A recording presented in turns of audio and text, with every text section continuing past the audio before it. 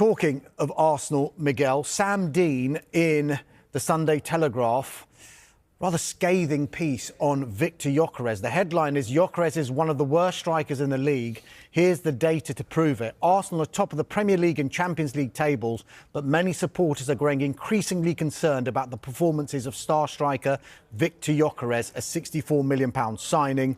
He pinpoints poor movement and unreliable touch, and it says it could be argued Gyökeres is occupying centre-backs, creating more space for other attackers, but the other strikers are now fit. So now Arteta will have a decision to make.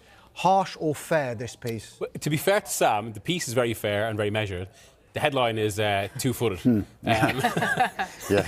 And that's before you get the subtext, like unreliable touch, poor movement. Look, you only have to look at the goal return. There's an issue there.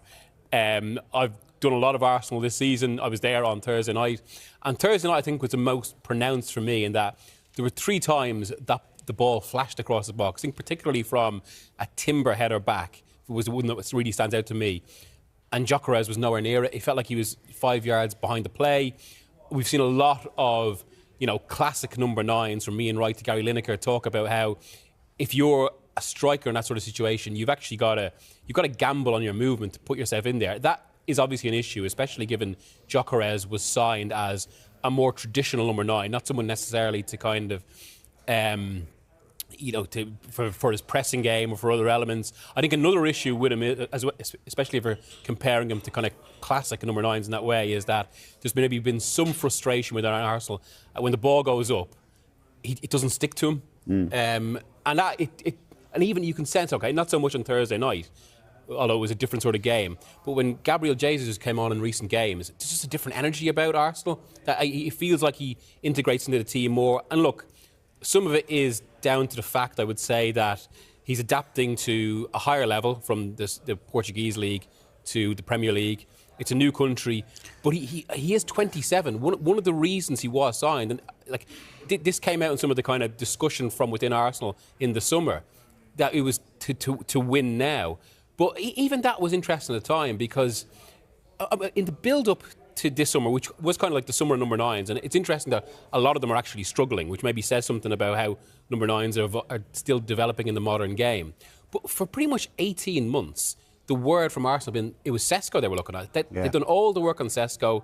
That one of the reasons they were interested in Sesko as well is because, consistent with a lot of Arsenal's transfer recruitment, he was a player that could grow with the team, even if he wasn't a finished article. And now that did abruptly change in the summer, and I think there was even a surprise at other clubs that it was Gyökeres they went for and that Sesko was suddenly available. Yeah, I think that's part of the switch to thinking win now. That's what this season's all about for Arsenal. All of the transfer business and the other stuff, it's this awareness of trying to win now, which is, Gyökeres. But Gyökeres was seen, as you say, as a guy that's going to win for you now, that's going to score you goals. His struggles haven't surprised me. I wrote about this in the summer, that the track record of those coming from Portuguese football goal scorers is pretty poor. Ricky van Wolfswinkel, 25 goals for Sporting Lisbon, I think 1 goal for Norwich, for example. Mario Jardel, you can go back. Brighton don't often get it wrong, and obviously they had Gyökeres and let him go. He's not one of the worst strikers in the league, though, because he's useful.